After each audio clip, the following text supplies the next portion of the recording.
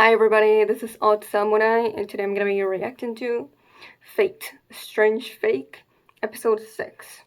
So, let's go over, the new masters and servants, since, there's quite a bit to keep track of, now that we know that the first 7 pairs were basically the fake war, and now the new 7 are the real war.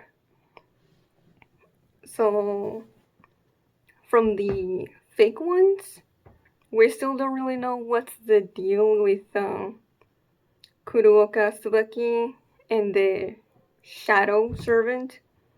The only one that's missing is Lancer from that set of 7. But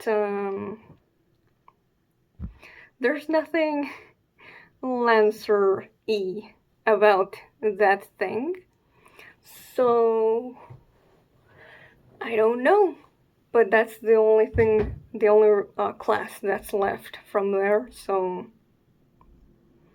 the only thing is that it could maybe be a Watcher, and then the little girl will become Lancer. That's a whole other thing I'm not sure I get. But okay. So for the quote-unquote real ones, we have Bastelot, the gangster, as the master of Alcides, who is an archer. Then we have Francesca, the master of Francois, who I'm going to guess is a caster. I still can't get over summoning yourself. But yeah, that tracks.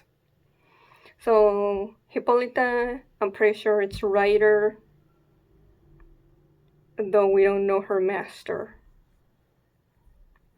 Faldeus seems to be the master of an assassin, but is not fully clear, but that's what it seemed like to me. Then Future Lancer has the Watcher class, which is like, what?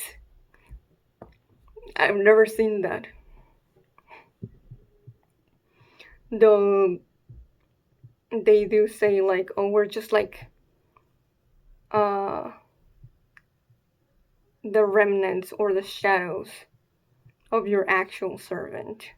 Oh, here. Lancer would have been the one rightfully summoned.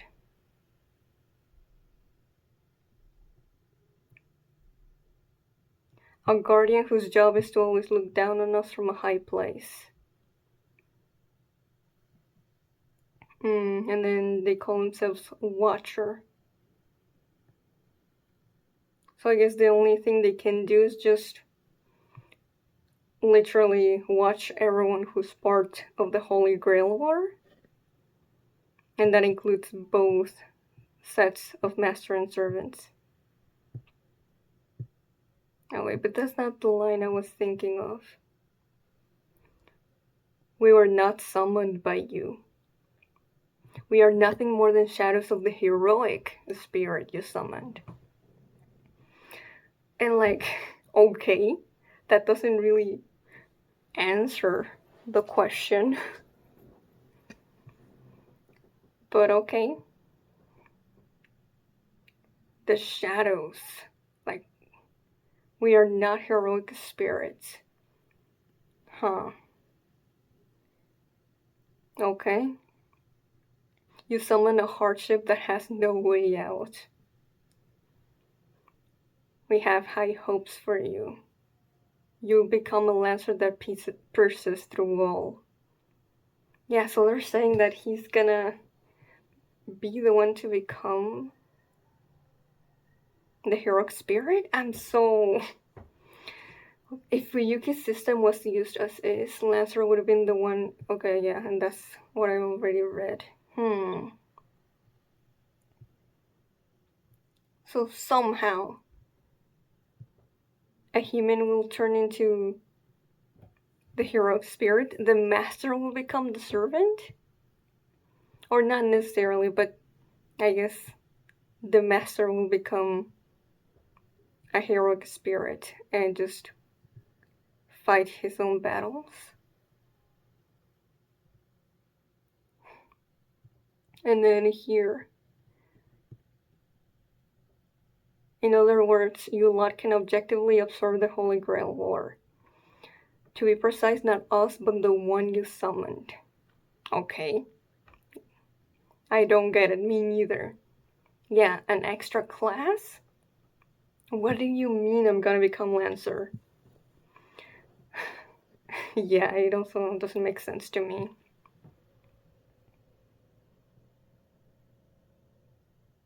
I do like this character trait of his. Sleep and meals are more important than anything. And then when we see him in the car with Faldeus and Francesca, he also says, like, the only thing I need are food and sleep. So he's a character that basically, sustains himself with the bare minimum.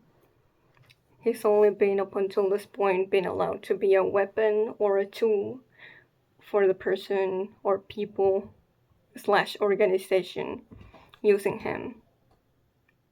And even though right now he's allowed to just wish for whatever he wants, like, how could he? It's just not the way he grew up. He's still, in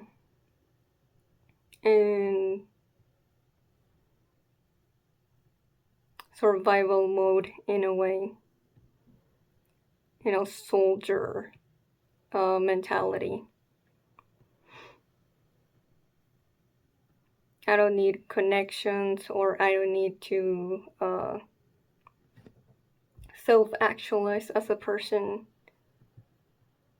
That's not whatsoever what I was taught. So basically, as long as I am surviving, I'm good, and that's what he tells himself. So his character arc and what becoming Lancer could be is just finding who he is and being able to be selfish and to figure out what he actually likes and wants. Which, he's definitely not the only one in this series who will have this type of character arc, but the differences in between them definitely makes him compelling in his own unique way, because of him being a child soldier. Although, yeah, apparently he still looks like that because of the way he was experimented on, and that's also why he won't have a long life.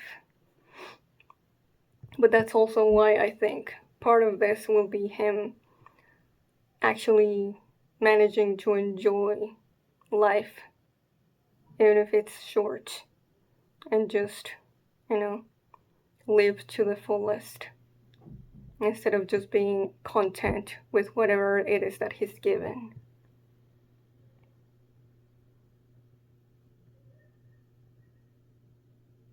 Okay, Watcher is the barrier and Watchtower for that to happen. The Lancer thing. Yeah. But they don't really answer his question. Isn't it absurd that a human can become Lancer? And they just answer with another question. This war itself is what's absurd. Which, I mean, this is true, but still. I talked a lot about Future Lancer, but he deserved it. He's really interesting to me. He honestly has the potential to be one of my favorite characters. I'm glad once I rewatched the episode, it all clicked for me. Also, we had the whole, X hours before and after the Canyon battle, and I thought it was Gilgamesh versus Enkidu, but no. It was Gilgamesh versus Hippolyta versus Alcides. So that was on me. Not much else to say about that scene with oh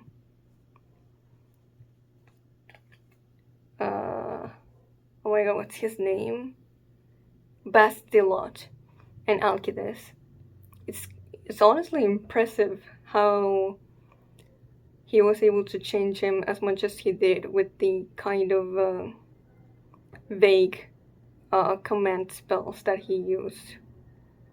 But I guess that's just how much his determination and mana reserves were, that was possible.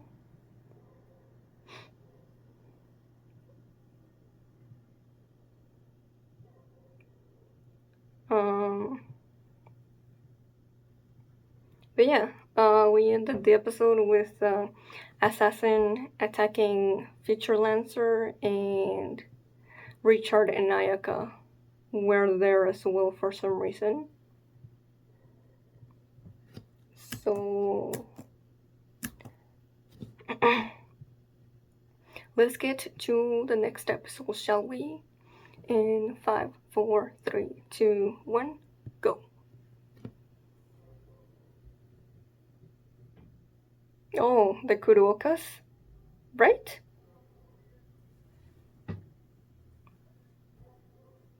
Okay, maybe not, actually.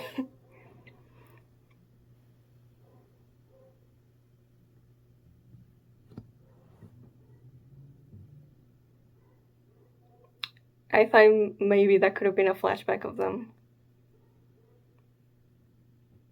Also, the mist around Snowfield is getting stronger, whatever that means.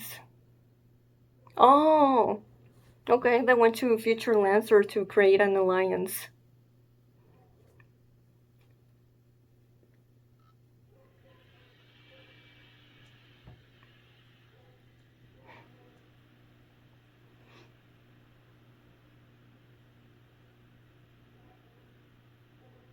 So, okay, the real set of master and servants will still have a Lancer because of Future Lancer. So we're not, getting the extra class. It's weird, but I think I get it.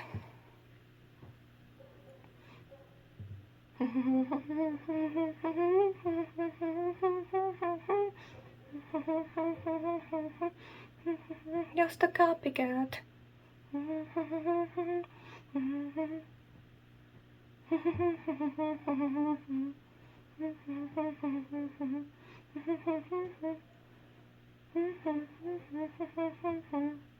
Also, Francesca said like Kirsch is one of the people who've killed her in the past, and that's I think the blade, right?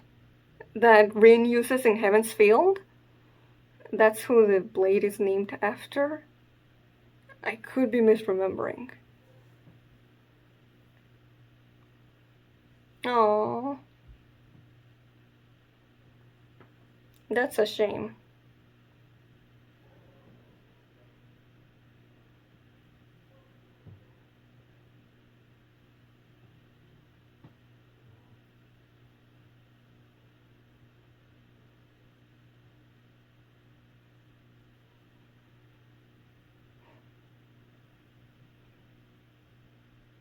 Oh.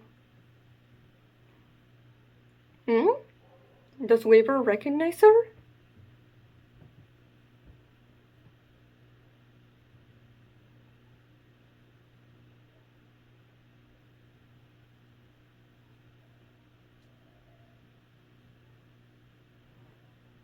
Oh, this cutesy art style.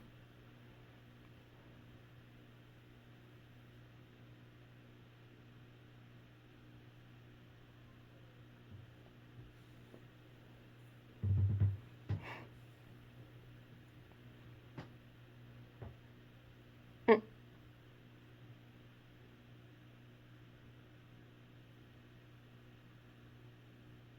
Yeah, I still wonder that.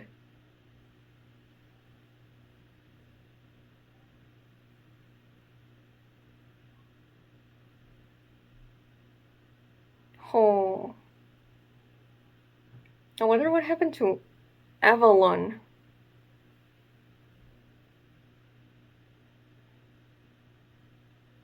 Surely Shiro should still have it? Oh, Enkidu.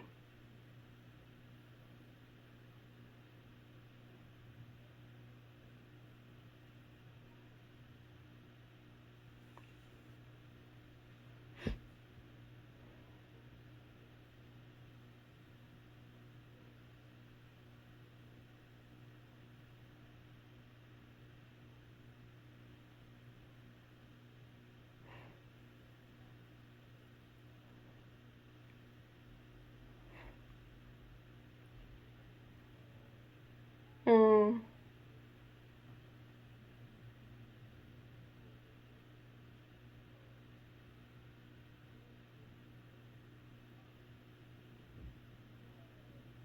Hmm.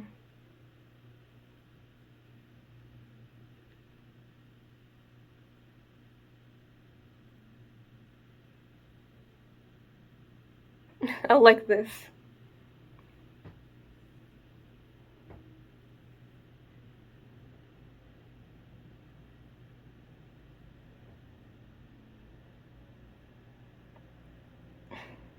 Oh, the direction here.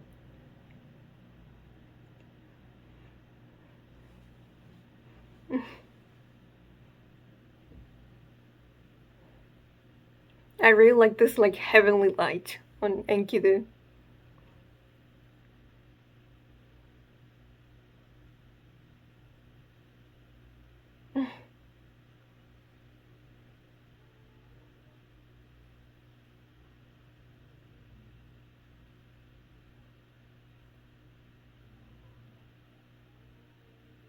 Whoa.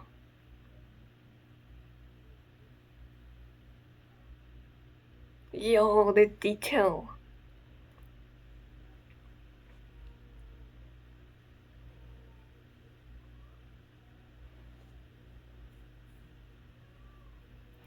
Uh,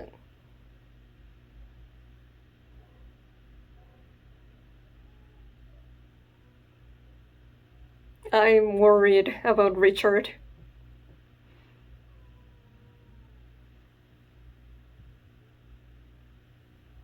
Huh. He definitely did.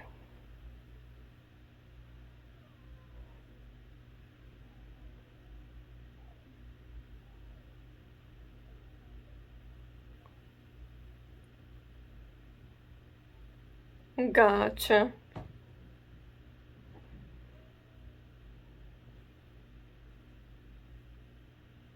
Whoa. The art.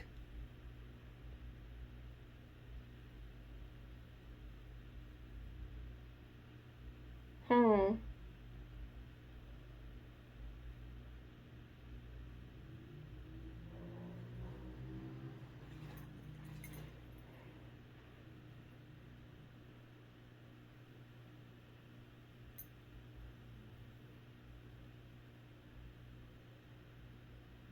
I see. Yo, this music. Wow. Yo, look at the animation.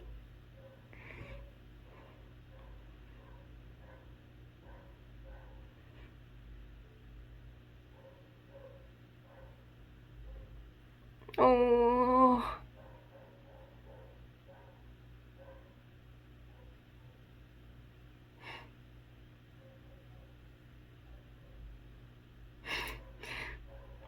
I respect Richard's determination, but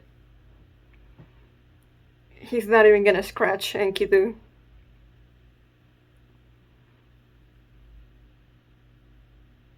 Wait. Enkidu's Lancer? With this whole time, I thought Enkidu was Rider for some reason. Maybe someone told me.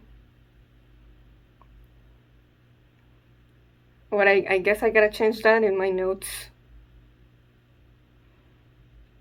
Yeah, this is so cool.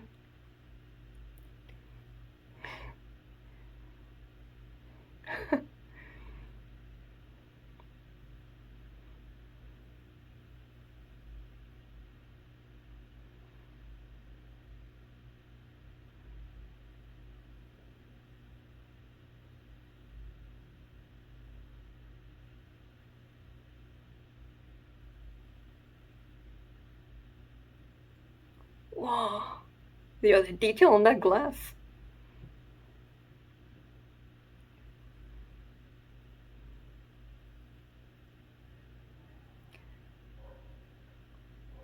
Oh.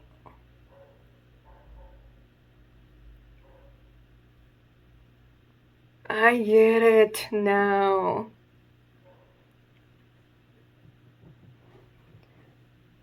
That sword he was carrying is not Excalibur. He just named it that way.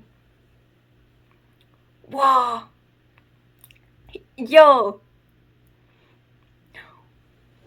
Hold on. What?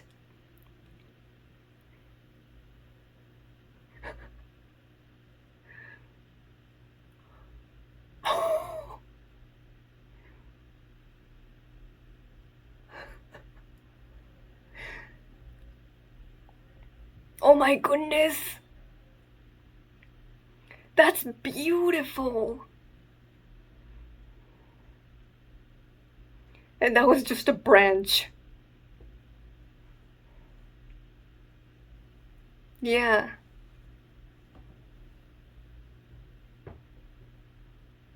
I bet, yeah.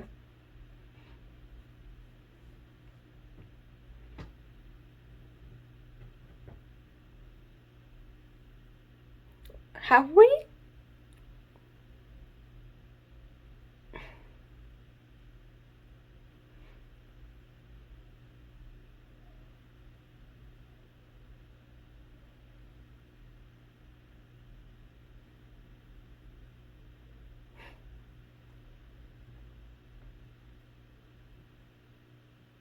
Oh, this POV shot.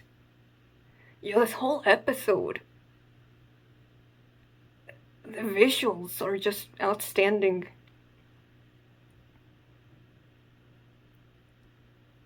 But especially the direction.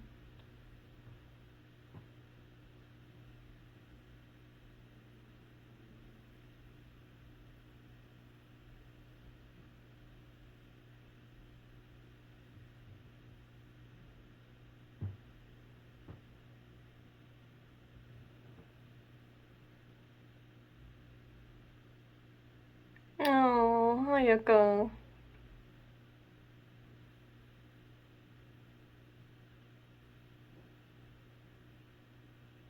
Why does she think that? Oh, that makes me sad.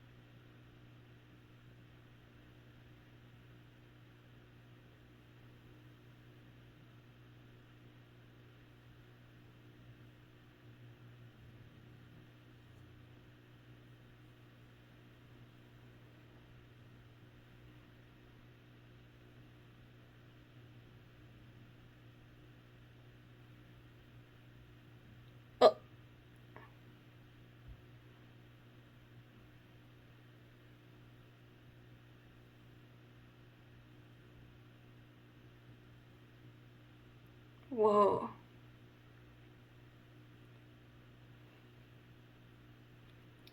Yeah, the presentation is amazing.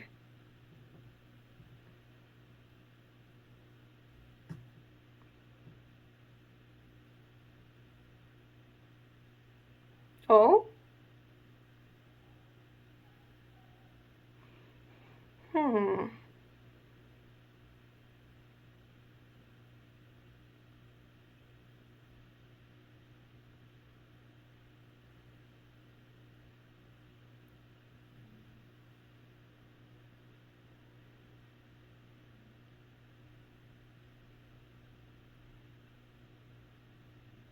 Oh, okay. So he approves? That's huge from Gilgamesh.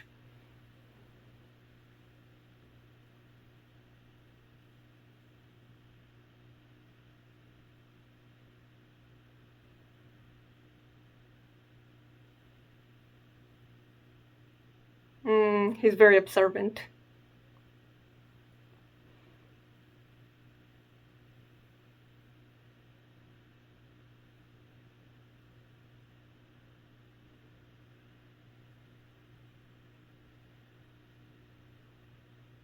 Oh.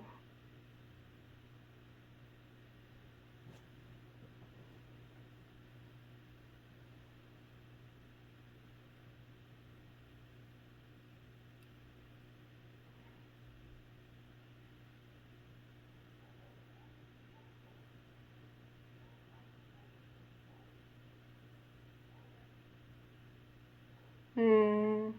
Yeah, that's fair.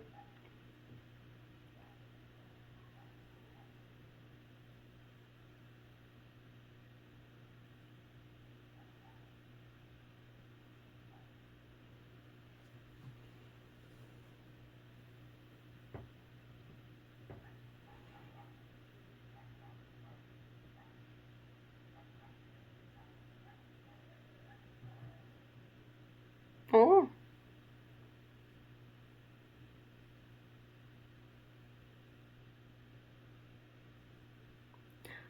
Huh. Gotcha.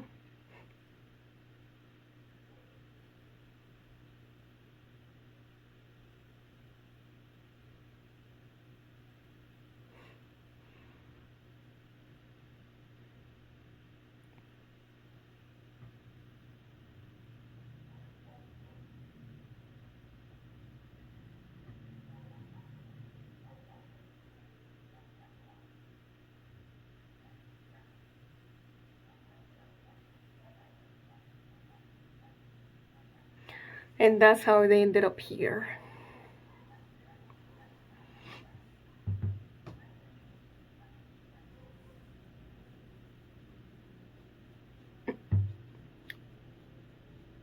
Oh, that happened so fast.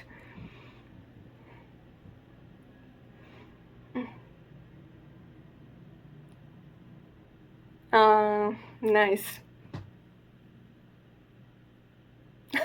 His hand.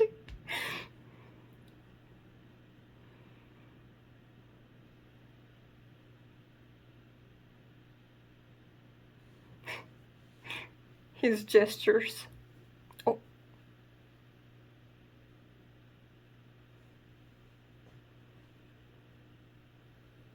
Oh. She's saying his best.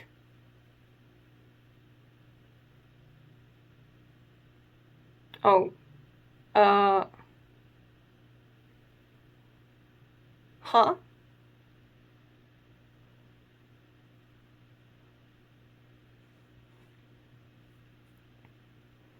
Once again, I love how this is presented.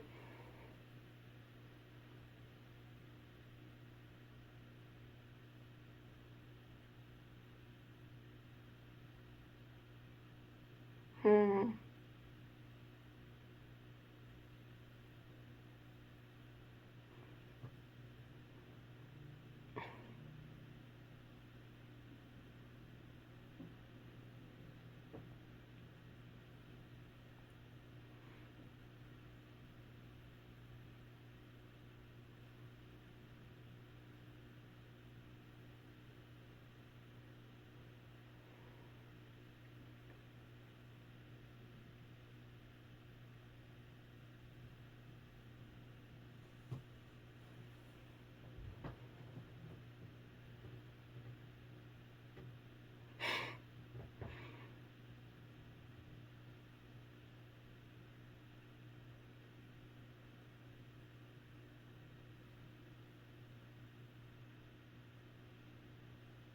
What happened to Future Lancer? Is he part of the Alliance now? Oh.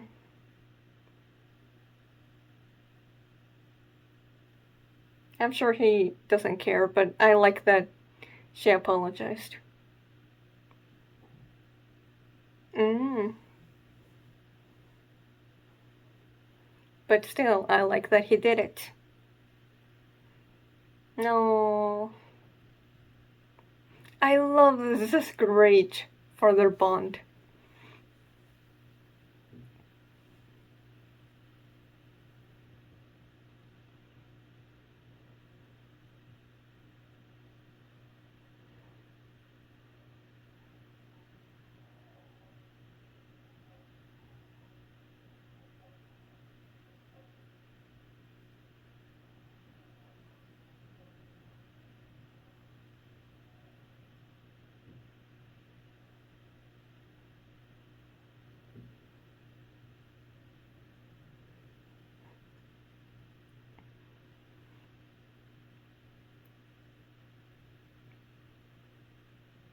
Right.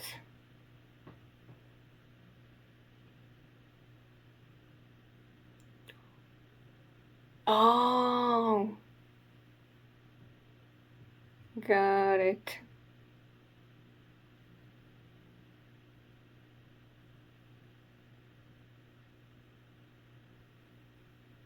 Is there anything we can do? Oh. Hmm.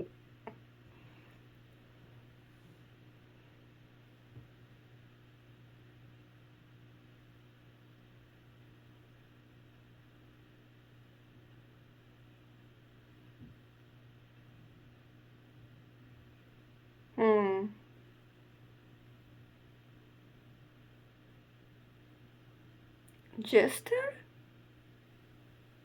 So he knows about the fog and who's causing it as well. Oh my god. This has to be my favorite episode so far. Exceptional.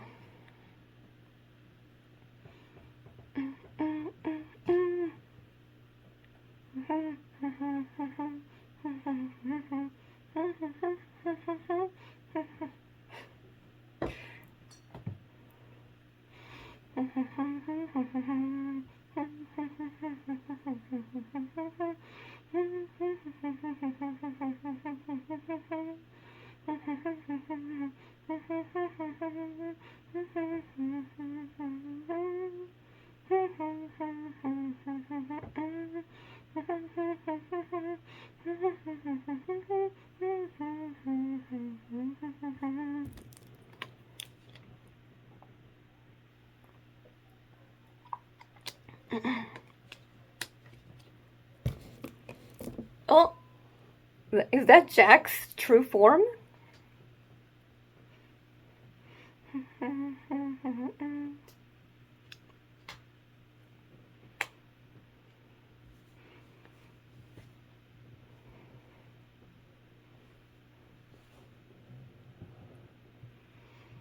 Wow. A lot happened this episode. And I'm glad that the main focus of it was Ayaka and Richard. Because they're one of my favorite master-servant duos in this, in Fate Strange Fake. And they have a lot of potential, so we're getting there.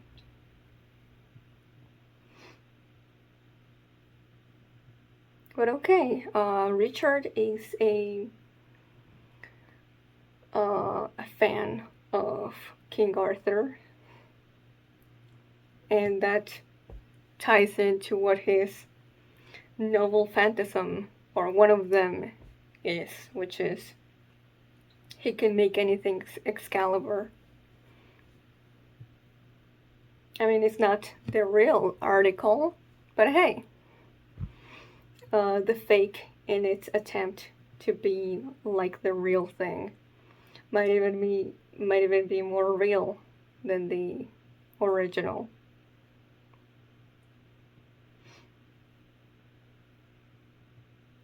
So okay, they used the box that the sheath uh, of it's the sheath of Excalibur.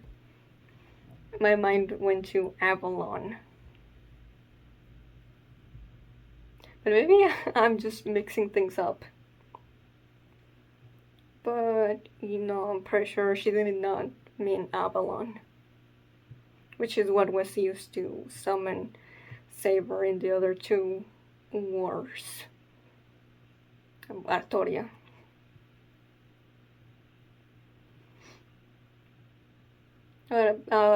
Richard chose well on wanting to ally with Enkidu. Just glad that Enkidu knows how to hold back. While at the same time doing a impressive job of testing Richard's resolve.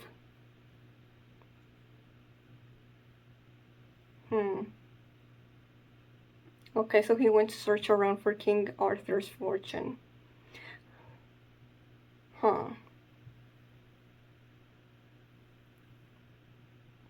Lionheart was called the Wandering King. It's said that the time he stayed within his country during his 10-year reign was less than 1 year. Wow, that's very little time, considering he was the king. On the border between mythology and history, he's part of both eras. The final king from a time when mystics, like elementals and rune magecraft, is still openly endured. Alright. And that's when we cut back to him already fighting Enkidu. Man, that fight was a feast to the eyes.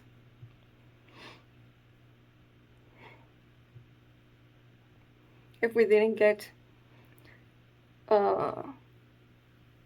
the insight that we got on Ayaka later, and that would have been my favorite part of the episode. He named everything he owned after that sacred sword. Yeah, so he's a bit obsessed. But, let's call him a fanboy.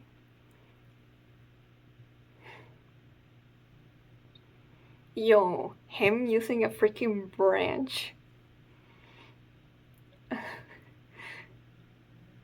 as Excalibur is both so extra and so impressive. The like invisible hands coming in and like grabbing the light, that was so cool.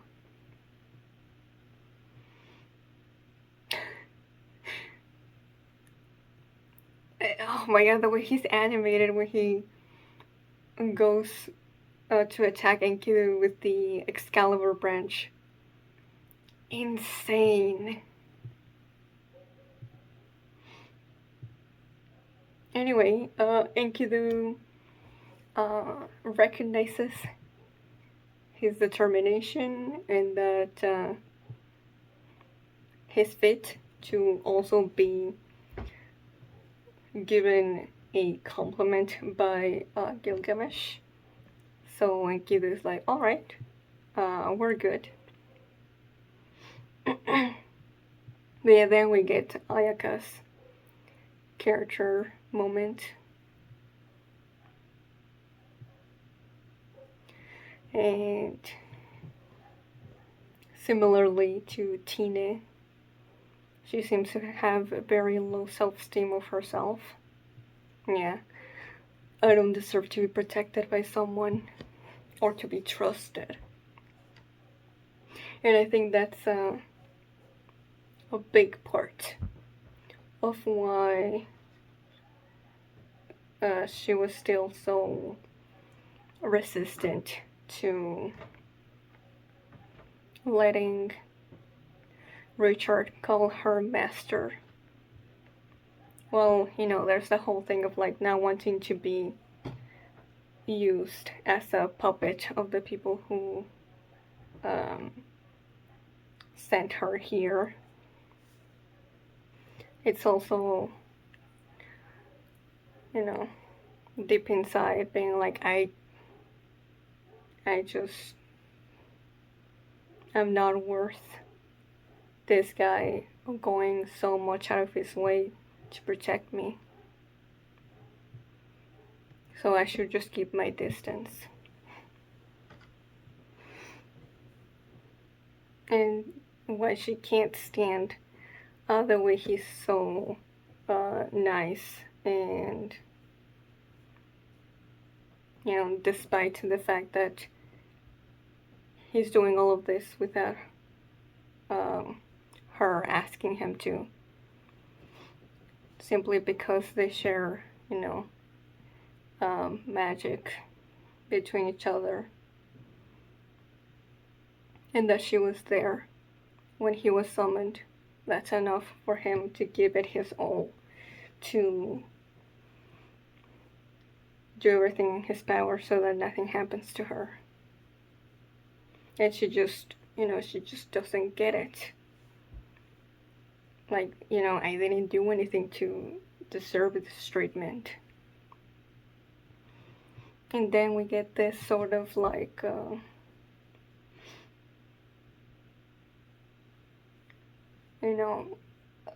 like a ghost story, which the direction for it is immaculate, of course, but this seems to me like it's telling us that this is Ayaka's past. Family attempted murder, suicide. The girl sought help, but Mr. A ignored her, thinking it had nothing to do with him. And just with that alone, I'd be like, wow, for one, that's heavy, but second of all, completely makes sense the way she thinks.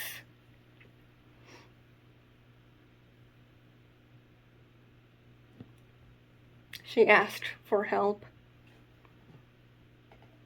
and was ignored for it.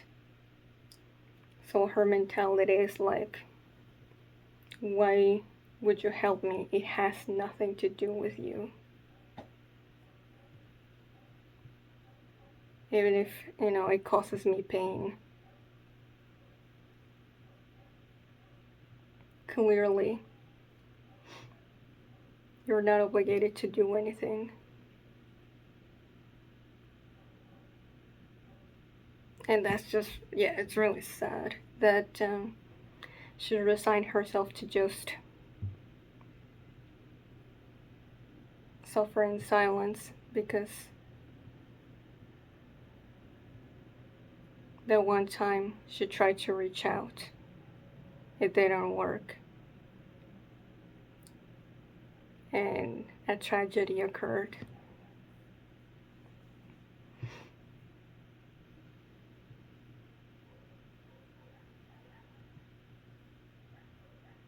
But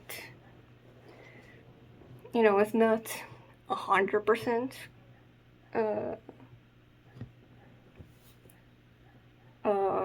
clarified that that's what happened to her. But the line, can you push the button? It's clearly Ayaka's voice. So I'm gonna take it as such until we get evidence to the contrary.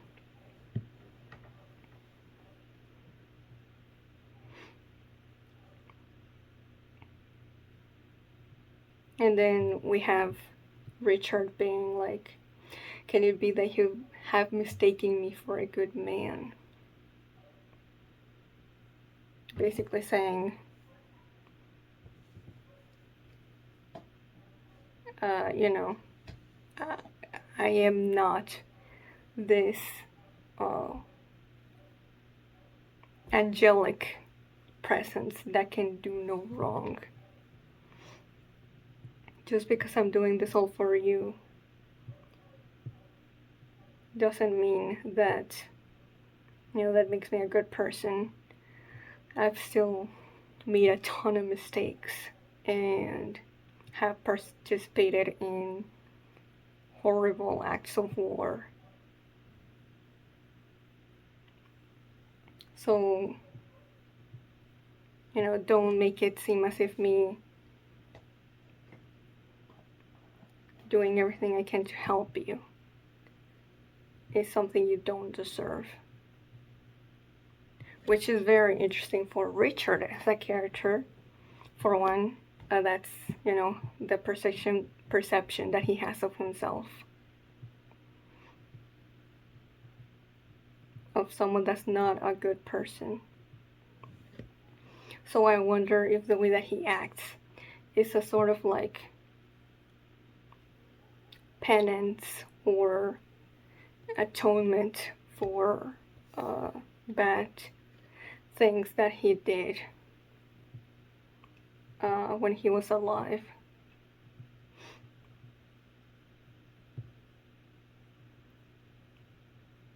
But at the same time, I do think it's, did all the people that betrayed him have good reason to do so? Or is it because they've always done it that he just assumes he deserves it every time?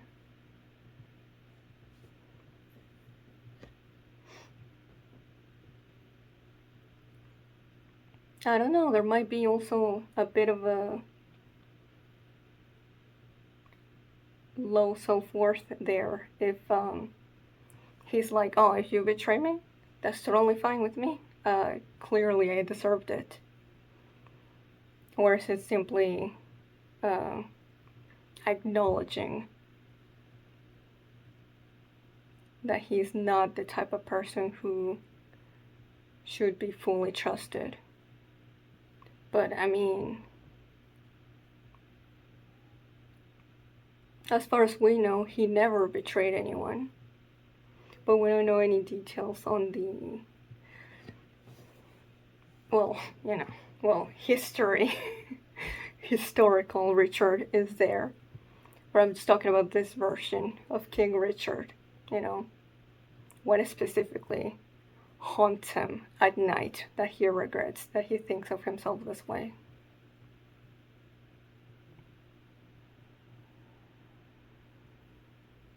I wonder if we're gonna see more of like the mage that showed up in his flashback.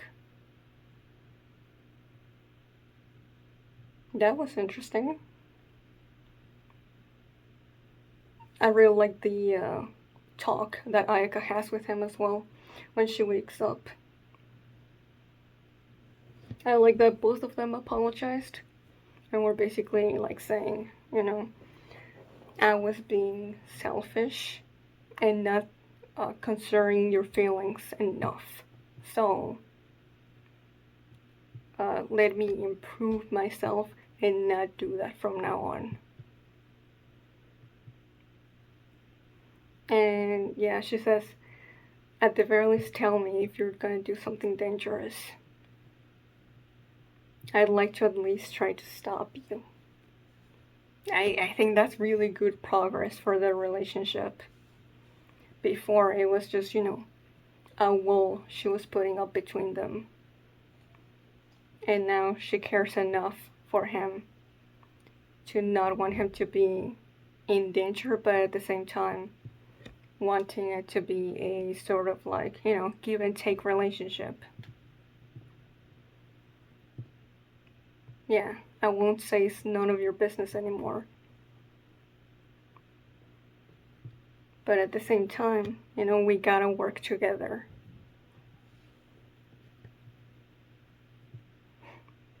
And, it's not, I don't think anyway, that she'll try to stop him of doing something dangerous because she's still trying to put distance between them, but rather because she cares. And she simply doesn't want him to get hurt. Now that they've gotten to know each other a little bit more.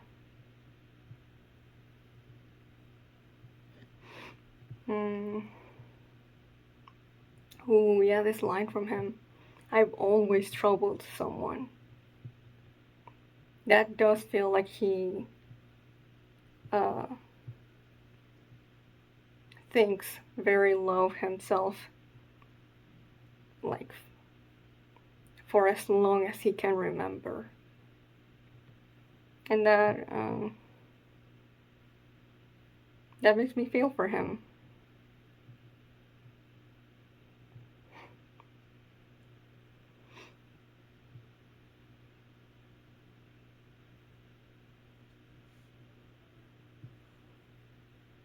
But yeah, I was just looking at more of their dialogue here. It was so cute when he got so excited thinking she was also a fan of King Arthur.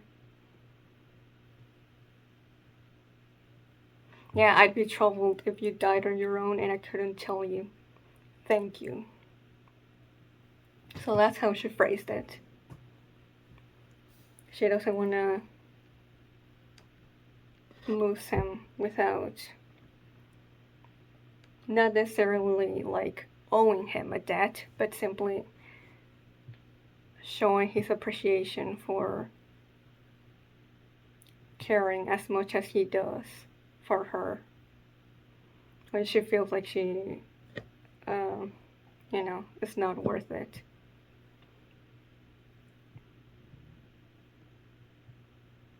But yeah, it's both something that he feels, is very much something natural for him to do, but also out of, atonement of his past of some sort. Because of the way he feels that he always caused trouble for everyone. Interesting. Yeah, I'm really looking forward to seeing how the dynamic between these two evolves. And they get closer and they grow into more healthy people. But especially Ayaka. So, yeah. If you enjoyed this, please like and subscribe. Till next time, see ya.